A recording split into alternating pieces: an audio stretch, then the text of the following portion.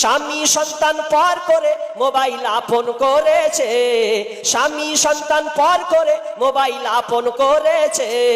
হাইরে ভাই, ভাই রে ভাই, এ কেমন যুগ এসেছে।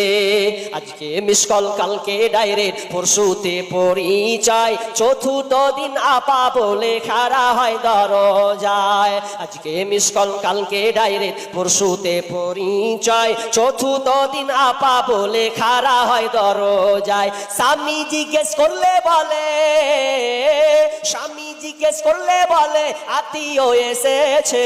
হাইরে হাই, ভাই রে ভাই, এ কেমন যুগ এসেছে।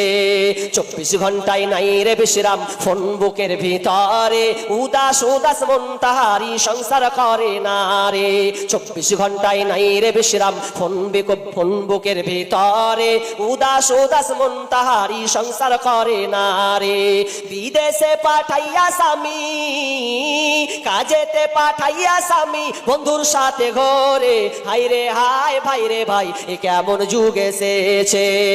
ঠিক মতো আহার জুটে না, দামি ফোন তার হাতে, নগ্ন সিনেমা আর ফোন চ্যাট করে ঘুমায় শেষ রাতে।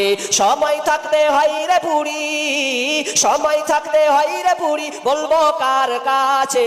হাইরে হাই, ভাই রে ভাই, এ কেমন যুগ এসেছে। এই মোবাইলে যোগাযোগ করে 3 সন্তানের ওই মা, নতুন সংসার করব বলে হয়ে যায় দিবানা। এই মোবাইল কারো চলছে আবার, এই মোবাইল কারো চলছে আবার, কারো আবার জ্বলছে।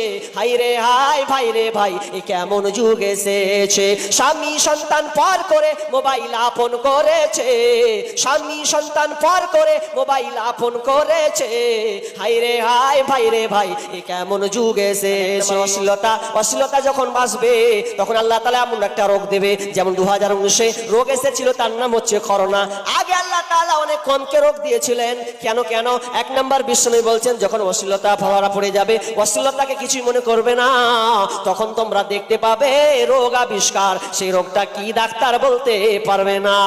নাম্বার 2, যখন কোনো জাতি ওজনে কম দিবে রে, আজকে মানুষ ওজনে কম দিচ্ছে, তো ওজন যখন কম দেবে, বিশ্বনবী বলছেন, তখন তাদের উপরে দুর্ভিক্ষ নামবে। দুর্ভিক্ষ নামবে, আপনার বেজাতিকে চাপিয়ে দেওয়া হবে, রাজত্ব দেওয়া হবে, তাদের হাতে প্রহার করা হবে।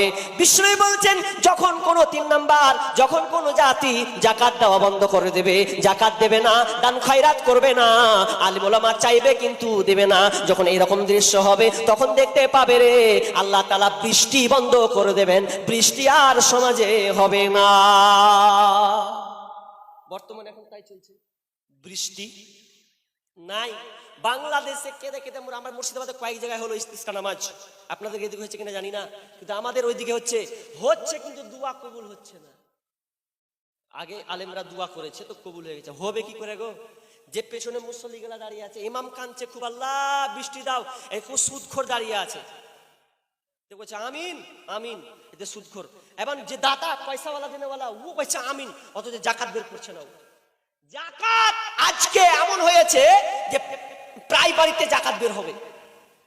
যার বাড়িতে এখন মুহাদ্দিস কিরাম যারা বলছেন, আর এখন বিদ্বানগণ বলছেন, যে যার বাড়িতে এমনি যদি 40,000 টাকা টিকে থাকে চাঁদে হিসাবে, তাহলে গেলে ওকে বছরে যাকাত বের করতে হবে মিয়াদ। কিন্তু আমরা ওটা চিন্তা করি না, ভাবি না। আর আল্লাহ বিশ্বনবী কি বললেন, যখন মানুষ যাকাত দিবে না, তখন তোমরা জেনে নাও বৃষ্টি বর্ষণ হবে না, বৃষ্টি বর্ষণ হবে না। তবে বৃষ্টি যে হয়, ওটা হয় আপনার মুখের দিকে দেখে নয়, ওই বৃষ্টিটা হয়, বিষ্ণু বলছেন, যদি হয় তাহলে প্রাণীকুল, পাখি পশু পক্ষীকে দেখে আল্লাহ তাআলা ওই বৃষ্টিটা দেন।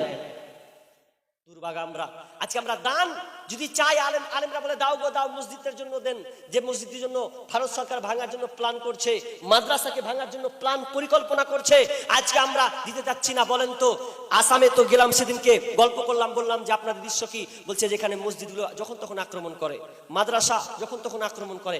আমরা মুর্শিদাবাদের মানুষ, দক্ষিণ দিনাজপুরের মুসলিম, আমরা ভালো আছি বলে এখন হয়তো ঠিক আছি, কিন্তু এর উপরে আজাবপুরের কোনো কথা নাই। কিন্তু আমরা মসজিদ আবাদ করতে চেষ্টা করছি না। মসজিদকে আবাদ করুন, মসজিদকে রক্ষণাবেক্ষণ করুন, আল্লাহ আপনাদেরকে রক্ষণাবেক্ষণ করবেন। কিন্তু দুঃখ লাগে জানেন, মানুষ আদায় করতে গেলে চাই, আলেম যদি চাইতে আগে চাই, দেখলাম মৌলানা কি ইমদাদুল নাকি ইমদাদুল কত করে চাইলেন গো, অথচ ঠিক টাকা পাইনি, ঠিক টাকা পাইনি।